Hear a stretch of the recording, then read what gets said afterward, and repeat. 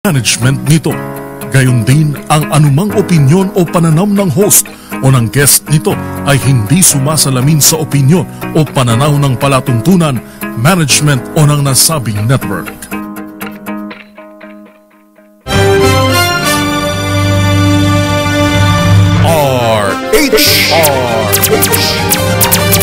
Mga kababayan, ang oras 11 minutos makalipas ang alas 4 ng hapon. Uy! Nakapag-break ka na ba?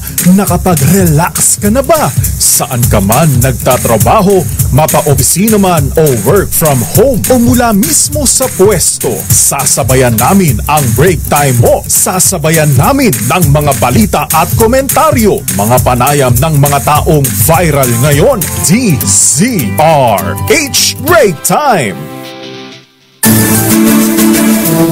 Thank God it's Friday, thank God it's well day, Luzon, Visayas, Mindanao. Kapitan ng husto ang inyong mga pinaghirapang pinagkakitaan. Bayaran ng mga utang. Bayaran ng dapat bayaran, paaralin ng mga dapat paaralin, bigyan ng allowance sa mga dapat bigyan ng allowance. Ganon? Oo. Yung mga nagtatrabaho wala na allowance. Wala na. Alam mo, yun nga talaga yun. Pagka nagtatrabaho ka na, ba't parang mas maliit pa yung pagkakasyahin mo within the day kesa sa binibigyan mo ng pabaon. Ganun talaga ha? Diba? Makakasama niyo po sa isa na namang edisyon ng Break Time. Ako po si Thea Petro Corpuz. Dre Sibayan, sa ngala pa rin po nila kay Mayor. Happy Friday la kay Mayor Deo Macalma. Para pa rin po sa DZRH, una sa Pilipinas. Una sa Pilipino, hindi na tayo magpapatumpik-tumpik pa. Narito na ang headlines ng ating mga nagbabagang balita. Ang ganda ng bungad natin eh. Ang saya-saya eh. Tapos, bad news! Bad news! Dahil oil price hike nakaumang sa susunod na linggo. Ayon yan sa DOE. Samantala naman, Pangulong BBM pinatos ang hamon, handa raw sumailalim sa lifestyle check ayon sa Malacanang. Department of Budget and Management at mga nagpondo ng ghost projects pinagpapaliwanag ng Kongreso. Aligasyong bentahan daw po ng contract accreditation, iimbestigahan ng DTI. Dating PNP Chief Torre nagbakasyon na. Panawagan sa publiko, kaawaan ang milyong-milyong biktima ng pagbaha. District Engineer na inakusang tangkang manuhol ng isang kongresista, lumaya dahil sa piyansa. Alam mo, bigla ko tuloy naisip. Ang alin? Ang mga issues ng ating bayan, mismo ng ating bayan, ay nasasaklawan talaga ng katubigan. Ayo, diba, just recently, ang issue natin, yung mga kabahayan na walang potable water. Yes. Diba, hindi na po provide ng maayos na tubig. Tas ngayon, ang issue naman natin, sobra sa tubig. Flood control. Talagang tubig para sa Pilipinas. Nakapaligiran kasi tayo ng tubig. And the problem is, tubig. Hindi. Ano? Ang problema, mga opisyal. That's why the problem is too big. Diba? It's too big. It's too big. It's too big. Yes, it's too big from too big. Diba? I got you. District Engineer, ayun nga at nasabi mo na, power generation naman, operation ng SEPCOR ng Pamilya Villar, pinawalang bisa ng ERC. PNP Women and Children Protection Center, abay kinundi na ang pangahalay sa isang Lady Cup. 19 na estudyante sa Kidapawan City na biktima ng hazing. Iimbestigahan ng CHED. Samantala, 21 displaced Pinoys mula Israel ligtas na nakabalik sa Pilipinas. Yan ang ating mga headlines at narito na ang mga detalye ng ating mga balita. RH Break Time! Bad news nga dahil may panibago na namang oil price increase sa susunod na linggo. Ayon sa Department of Energy, humigit kumulang piso ang posibleng dagdag sa kada litro ng diesel habang 60 sentimo naman sa gasolina. Posibleng hindi bababa o tataas ng 50 sentimos ang taas presyo sa kada litro ng kerosene at sinabi ng DOE na kabilang sa nakaapekto sa malaking pagbaba sa inventaryo ng langis ng Amerika at posibleng epekto ng bagong taripa ng US sa India. Samantala, sa ibang balita naman, handa raw ho si Pangulong Ferdinand Marcos Jr. na sumailalim sa lifestyle check. Ayon po kay Paras Press Officer Yusek Claire Castro, bukas ang Pangulo sa panawagan ng ilang mambabatas na isailalim din siya sa lifestyle check. Magugunit ang ipinagutos po ni Pangulong BBM ang pagsasagawa ng lifestyle check sa lahat ng opisyal ng pamahalaan para matiyak ang integridad ng mga proyekto at maiwasan ng anumang anomalya. Ito po'y kasunod ng nabunyag ng mga questionable flood control projects sa bansa na kinasangkutan po ng ilang tiwaling politiko, mga kontratista at mga empleyado ng gobyerno. Samantala, iginiit ni Senator Mig Zubiri na dapat may makasuhan sa investigasyon ng mga substandard at ghost flood control projects, pati na sa isasagawang lifestyle check ng mga opisyal ng gobyerno. Ayon kay Zubiri, hindi dapat maging ningas-kugon ang hakbang na ito, kaya naman hinahabol ng minorya ng Senado na matiyak ang pananagutan ng mga sangkot. Kabilang sa mga posibleng kaso sa mga ito ay paglabag sa Anti-Graft and Corrupt Practices Act, estafa, falsification of public documents, economic sabotage, bribery at corruption. Dagdag pa ng senador, hindi na kailangan ng panibagong batas para rito dahil sapat na ang umiiral na mga batas. Para naman sa lifestyle check, giit ni Zubiri na dapat itong ipatupad sa lahat ng appointed at elected officials ng walang exemption.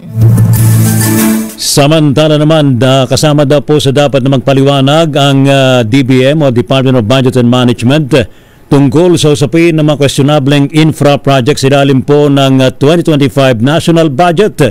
Ayon po kay House Deputy Speaker Ronaldo Pulo, kailangan linawin daw po ng DBM ang sinabi nilang withheld until later release para sa mga congressional insertion.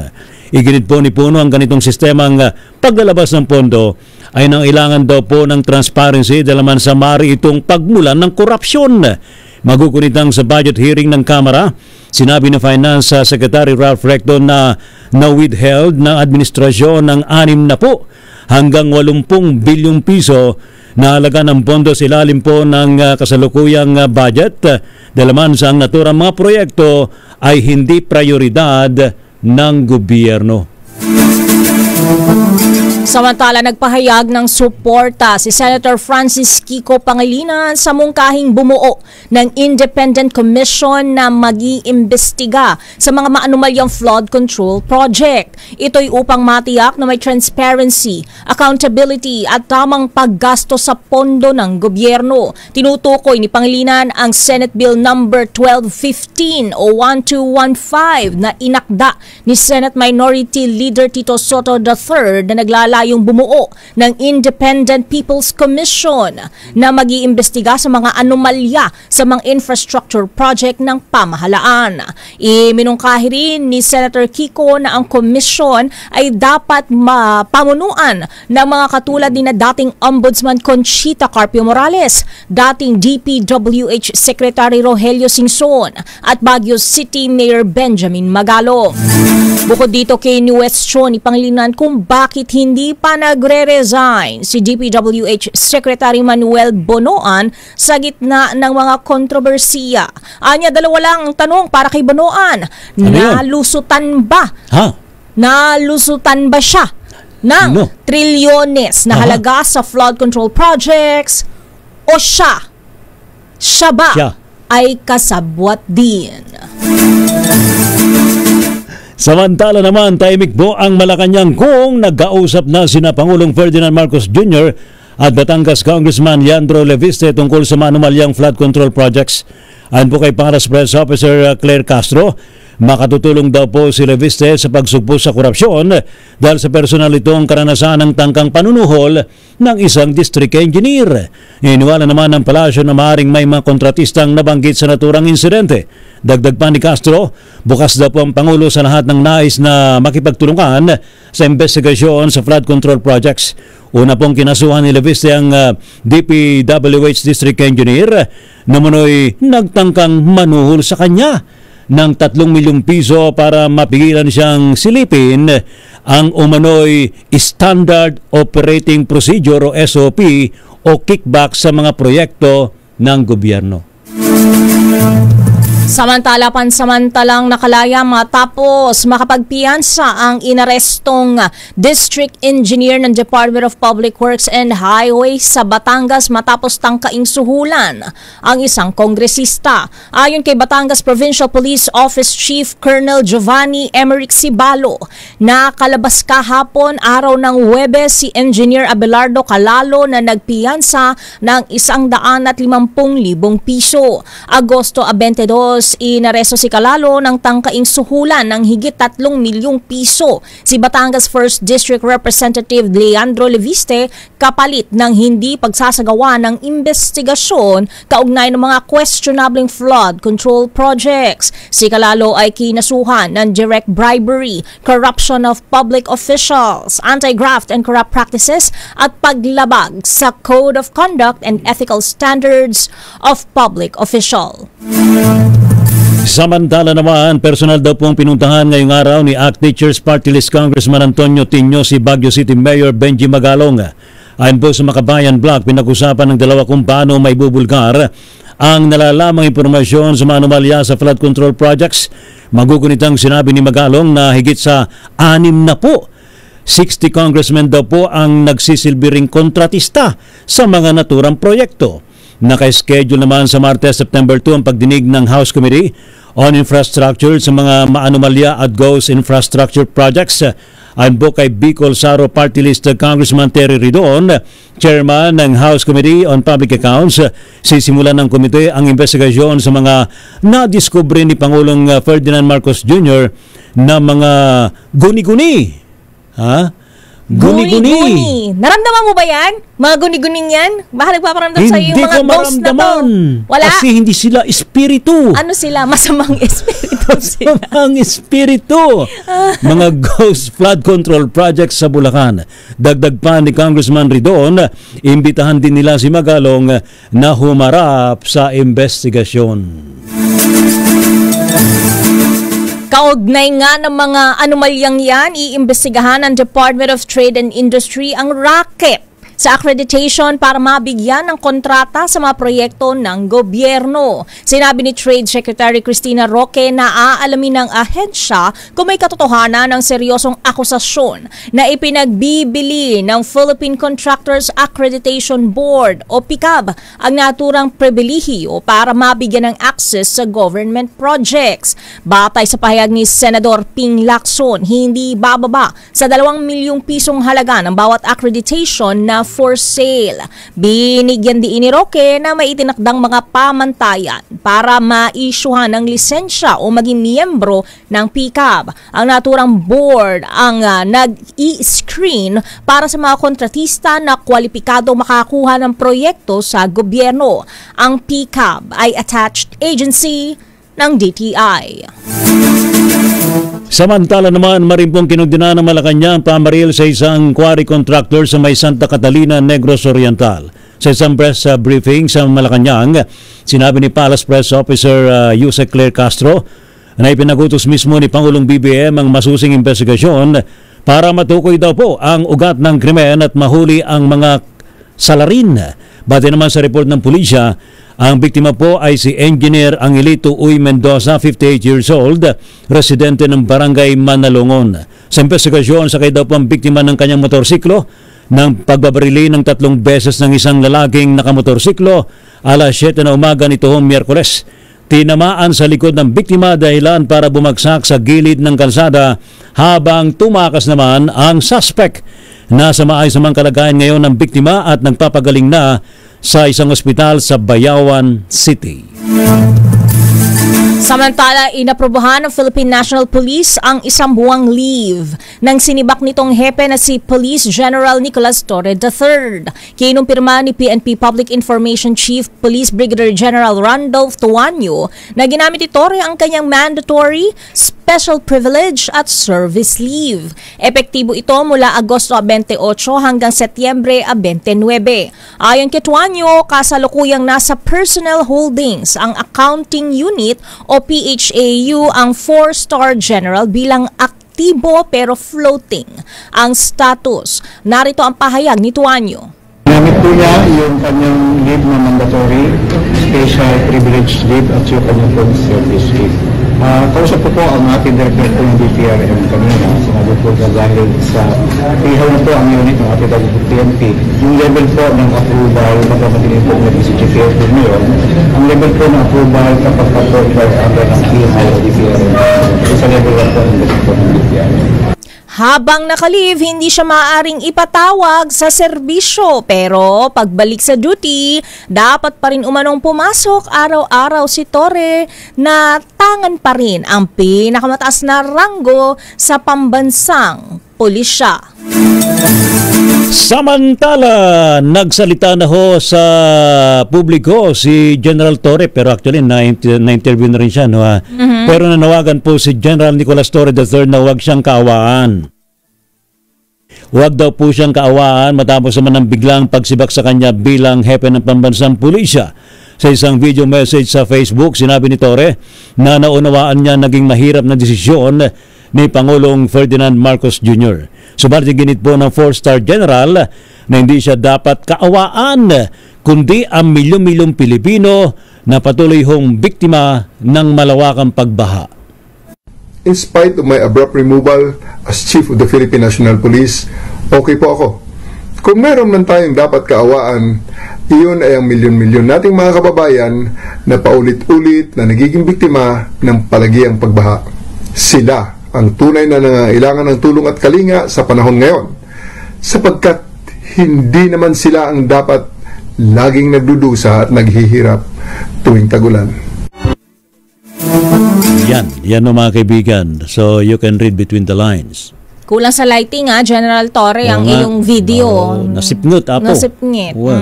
Next time, you can borrow our facilities if you like. So, in-offer bigla yung mga ano.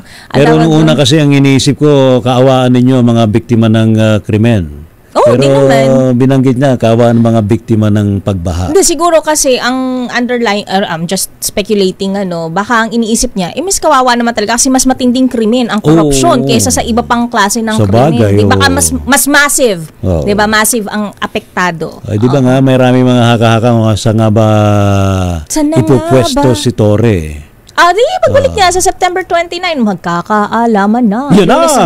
At magkakaalaman na rin ang winner mamaya. Oo, kaya abang lang po kayo dyan. Ilan po munang paalala mula sa ating mga kaibigan Pilipinas. Ang oras, 28 minutos makalipas ang alas 4 ng hapon.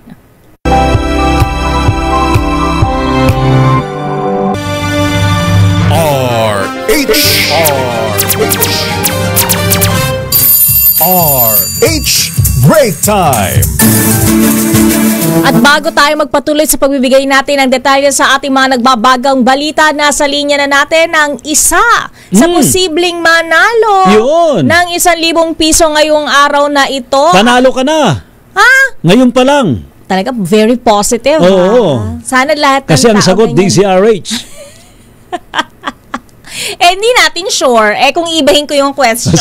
Nasa linya natin si Kuya Rodel Letran ng Malate, Manila. Magandang hapon sa iyo, Kuya Rodel. Hello po, magandang hapon po. Anong sasakyan po ninyo ang nadikitan ng DZRH sticker? Motor po, single. Motor. Ano po yung pinamabiyahe o pang pribadong sasakyan? Pang-grab po. Pang-grab. Kayo po ba ay ano nang tawag doon? Boundary na ngayon? Boundary na ba kayo?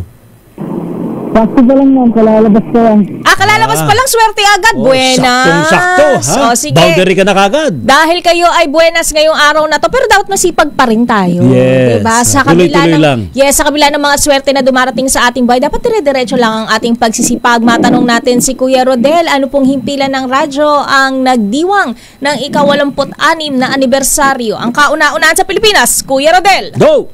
DZRH. Yun, ang galing. Huwag niyo pong ibababa ang linya ng telepono para po mabigay sa inyo ni Wina Pearl, ang perlas ng silangan, ang detalye kung paano niyo po makiklaim ang inyong premyo. Congratulations, Congrats, Sir Rodel Letran. Thank you so much. Ingat po kayo. Ride safe. Yan. Oo, maulan-ulan pa naman. At mamaya standby lang po sa ating mga reports. Malacanang tiniyak na tinatrabaho ng pamahalaan ang pagbuwag sa sleeper agents. Uy! Okay yun na. O, sige, mamaya, standby Raymond Adpaas, standby Milky Reganan, Eniel Parosa, Noche Cacas at Josa Cruzat. Pero sa iba pang balita, Diyos lang ang makapagsasabi kung ano ang karapat-dapat para sa isang tao. Ito ang sagot ni Vice President Sara Duterte nang tanungin tungkol sa pagkakasiba kay Police General Nicolas Torre III bilang hepe ng Philippine National Police. Ayon kay Duterte, hindi niya masabi kung ang nangyari kay Torre ay may ituturing na karma, pero maaaring ito umano ay bahagi ng life journey ng dating PNP chief. Si Torre ang dating pinuno ng Criminal Investigation and Detection Group o CIDG na nanguna sa pag-aresto kay dating Pangulong Rodrigo Duterte bago dalhin sa International Criminal Court sa The Hague, Netherlands.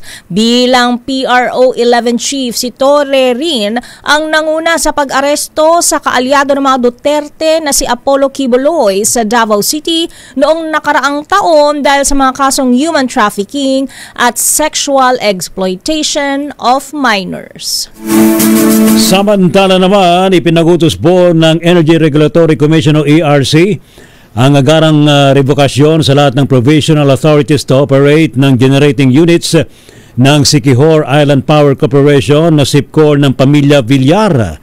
Ayon po sa Department of Energy, ito ay alinsunod sa direktiba ni Pangulong BBM matapos magsagawa ng inspection sa mga pasilidad ng SIPCOR noong June 11. Una pong binawi noon ng Department of Energy ang kanilang endorsement sa SIPCOR at nag-endorso noong August 22 ng Emergency Power Service Agreement para sa Total Power Incorporated. Ayon po kay Energy Secretary Sharon Garin, bubuo na sila ng bagong pulisiya o circular kaugnay ng mga responsibilidad at pananagutan ng palyadong generation companies. Pinasisilip na rin ng kalihim kung ano nang nangyari sa ibinabayad sa SIPCOR na Universal Charge o Missionary Electrification Charge mula sa on-grid distribution consumers. Responsibility. So that's why we're reviewing our policies, and I do believe that if you cannot perform and at the same time you're still charging our people for the services that you do not deliver, then I think DOE has all the reason naman to take drastic actions. Iyan po mga kaibigan si DOE Secretary Sharon Garin. Dumako naman tayo sa ating mga reports. Mula sa Malacanang, tiniyak na tinatrabaho ng pamahalaan ang pagbuwag sa sleeper agents. I-detalye mo ang balita tungkol dyan, RH14 Leth Narciso, Ms. Leth. Ms. Ray, aktibo ang National Security Council sa pagtugi sa mga nasa likod ng pang-espiya sa Pilipinas. Iyan ang tiniyak ng Malacanang sa gitna ng impormasyong maraming sleeper agents sa bansa. Sa press briefing, sinabi ni Palace Press Officer Claire Castro na siniguro ng NSC na mahigpit na binabantayan at tinutugunan ng pamahalaan ng anumang banta sa seguridad. Hindi na lang anya idinatalya ng NSC ang mga hakbang nito dahil sa security reasons.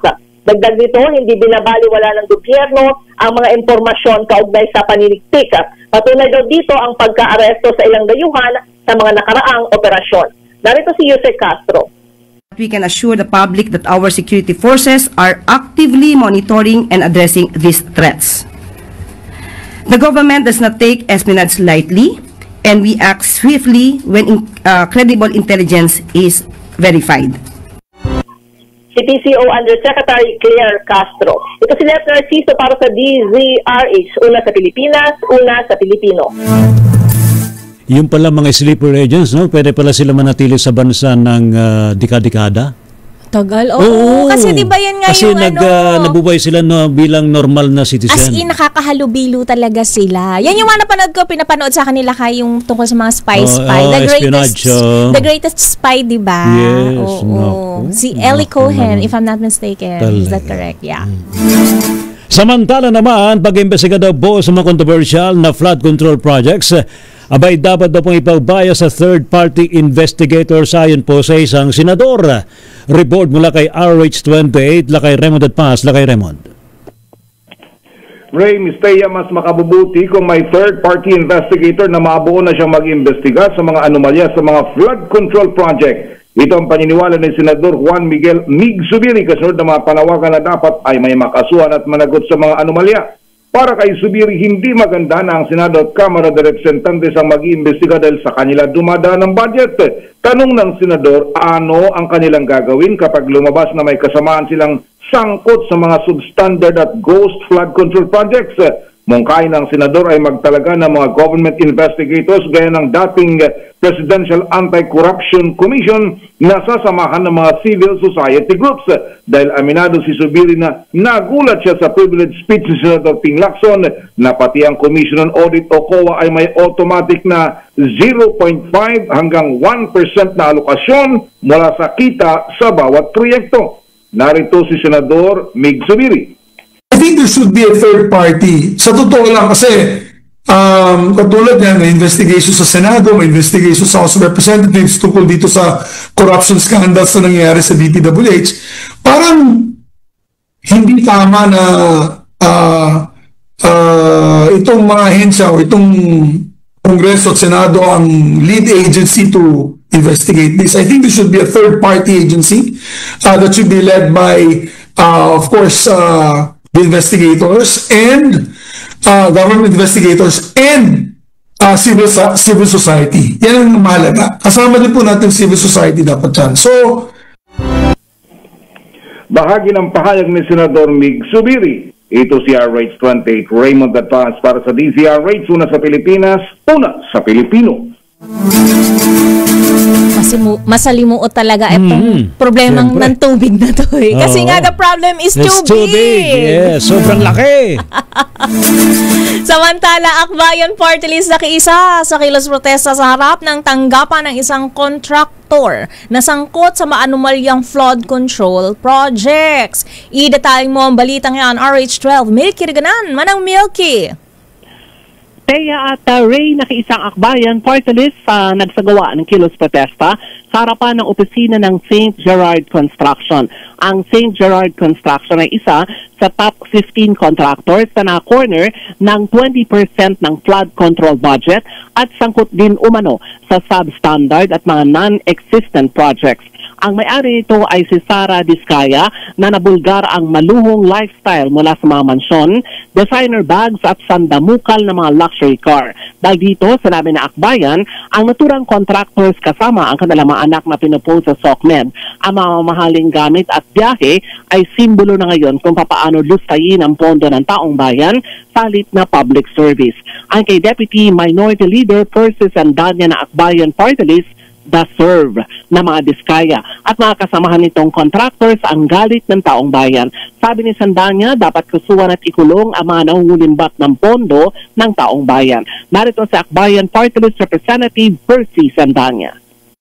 May isa pa tayong kilalang Sarah, pero may Sarah din po na kilala dito.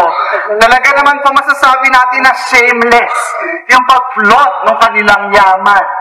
Para bang wala nang kakaunti at kakarampot na iya doon sa pagpaplot ng kanilang yaman na alam naman po na lahat kung saan ang pinanggalingan. Kaya po sa araw na ito, muli po natin inihimok ang ating mga kababayan, patuloy po tayo maging mapagpantay at mapagpansag dahil nakita natin itong usapin ng flood control, ang naging susi po dito ay ang tapang, ang giping, at ang hindi pagbitaw ng taong bayan na dapat singilin ang mga nang-aabuso na ulimbat sa ating pong kabanang bayan.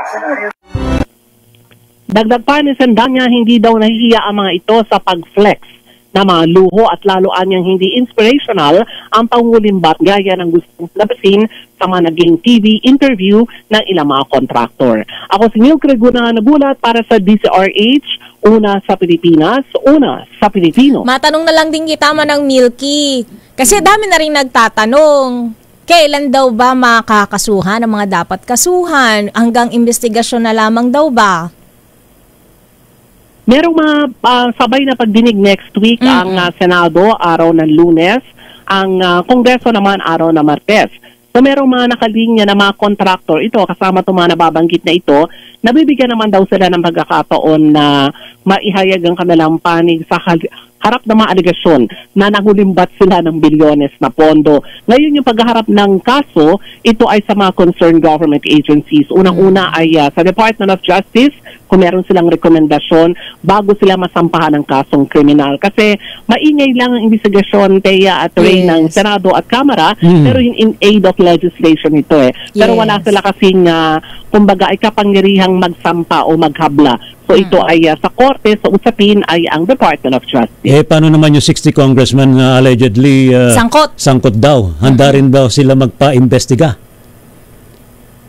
Ang sabi naman ng TRICOM on infrastructure, kung meron mga isinasangkot na mga congressmen, ay handa rin naman daw bigyan ng pagkakataon na makapagpaliwanag. Pero ang sabi nga, asaan yung listahan?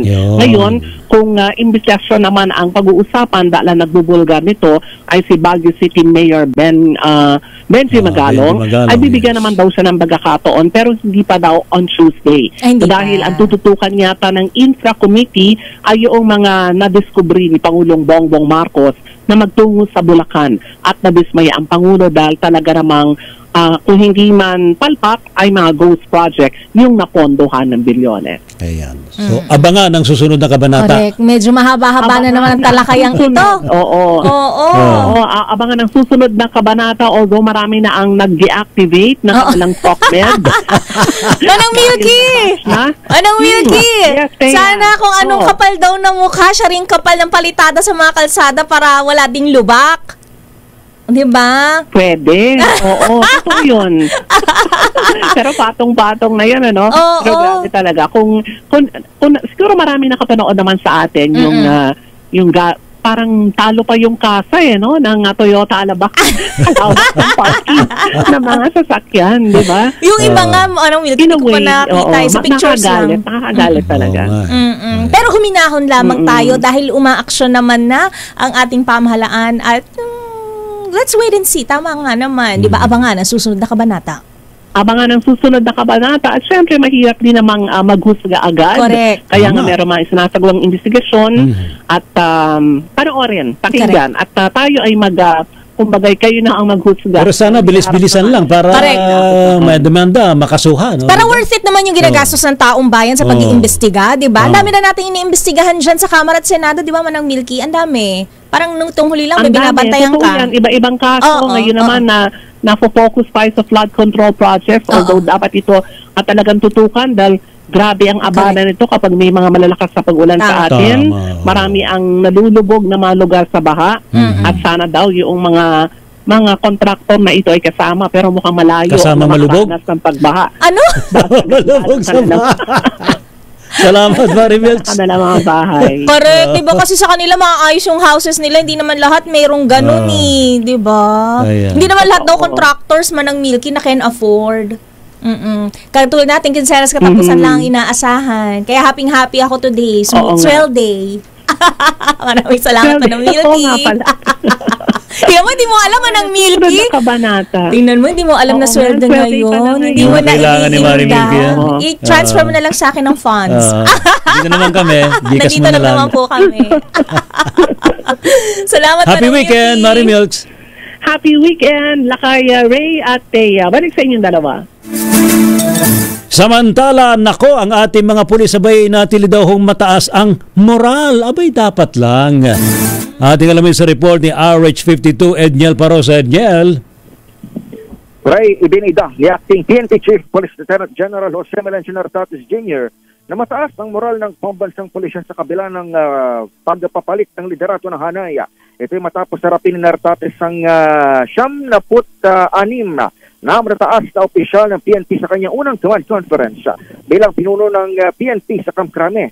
Ayon kay Nartates, inilatag niya kanyang mga policy direction gaya ng pag-manage ng resources, personnel at finances.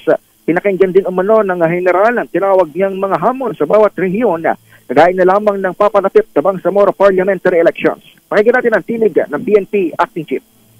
The morale of the PNP is high according to their feedback, and I have laid down my program and focus activities of our Philippine National Police. before hearing the different emerging problems and challenges. Ginawa ni Nartates ang pahayag dapat na araw mula ng palitan ng sinibak ni si Police Lieutenant General Nicolas Torre III. Panayama, sinabi naman ni PNP Public Information Office Chief Police Brigadier General Randolph Guanyo na hindi pa natalakay sa command ko ng palasahan ng mga matataas na opisyal. Present din sa command conference ang inalis na spokesperson ng PNP na si Directorate for Controllership Police Brigadier General Gil Fajardo at sinuspending si Police Regional Office 12 Director Police Brigadier General Romeo Macapas na dating hepe ng CIDG. Ito sa Edniel Parrosa, nag-uulat para sa DZRH. Una sa Pilipinas, una sa Pilipino.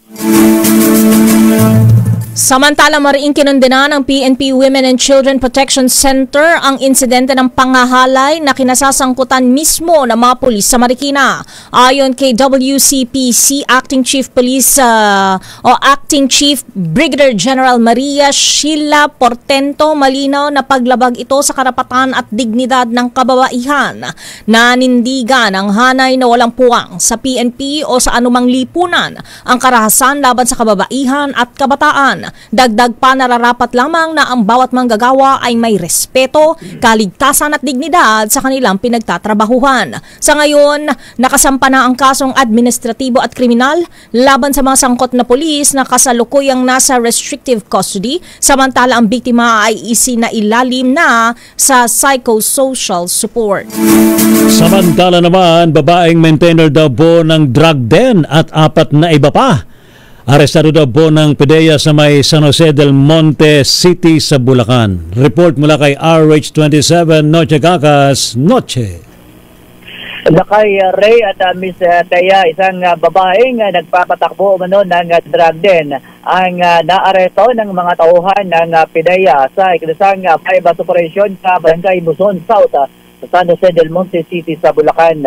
Arestado rin ang 4 pang suspect na naabutan sa loob ng bahay. Inilala ang pangunahing suspect na si alias Angie, 46 anyos, at 4 pang kasabwat na sina alias Yael, alias Lynn, Ed, at alias Ron. Na-recover ng mga otoridad ang 5 plastic sachet na naglalaman ng more or less 12 gramo ng shabu at sabot-saring drug paraphernalia. Sasampahan si alias Angie na paglabag sa Section 5 at Section 6 sa ilalim ng Comprehensive Dangerous Drugs Act of 2002 na walang piyansa. Inahanda na rin ang kasong isasampa naman sa 4 pang drug suspect.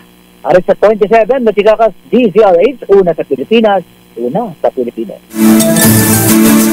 Maraming salamat, Noche Kaka. Samantala, dumako na tayo sa ating showbiz news. Catherine Bernardo at James Reid magtatambal sa isang teleserye sa kauna-unahang pagkakataon.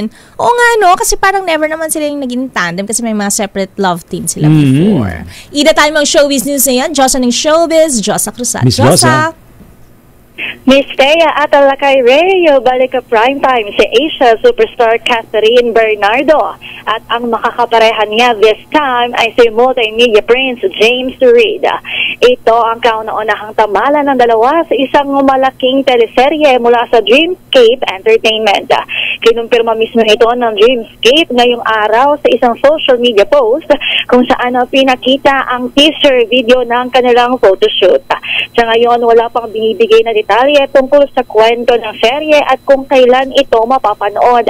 Pero ang sigurado, inaabangan ito ng fans dahil matagal-tagal na ding na-miss si Catherine sa TV matapos mag-focus sa pelikula. Samantala, huli namang napanood si James sa teleserye Until I Met You at bilang isa sa mga horado ng Idol Philippines noong 2019. Kaya siguradong blockbuster tandem ang hatid ng Catherine James tandem sa kanilang primetime comeback. Para sa Break Time Showbiz, ito si Josa Cruzat nag-uulat para sa DZRH, una sa Pilipinas, una sa Pilipino. Maraming salamat, Josa! At syempre, sabi natin, thank God it's Friday. Thank God it's Friday! Marami pa rin tayong mga bagay na dapat pagpasalamat. Yes, o diba? Isa sa mga bagay na dapat natin pagpasalamat kapag tayo ay naghahanap buhay ay meron sinasahod pagdating ng tamang Pero araw. dapat gamitin ng tama ang inyong pera. And of course, pray for yourself and pray for the country. Correct. Kailangan po natin yan. Magsanib puwersa po tayo sa pananalangin na sana ay matuntun din natin ang liwanag na tinatamasa ng lahat. Namaste. Amen! Diba? Nakasama niyo po ngayong isa na namang edisyon ng Break Time ngayong Thank God It's Friday. Ako po si Thea Petro Corpuz. At Ray Sibayan para pa rin po sa DZRH una sa Pilipinas. Una sa Pilipino. Susunod na ang balansyadong pagbabalita hatid sa atin ni Ka Henry Uri at Miss Kay Karen Oyong. Pilipinas ang oras, 5:00 ng hapon.